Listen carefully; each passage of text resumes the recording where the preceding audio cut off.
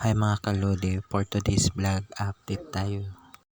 Ito yung update ng mga kamatis natin mga kalodi.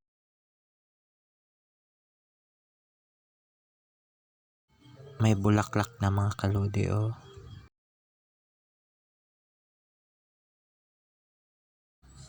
Tingnan nyo mga kalodi. Ito rin oh, may bulaklak na.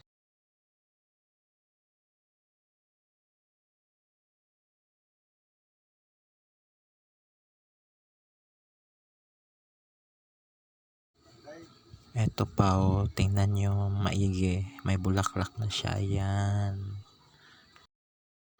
Ito pa oh.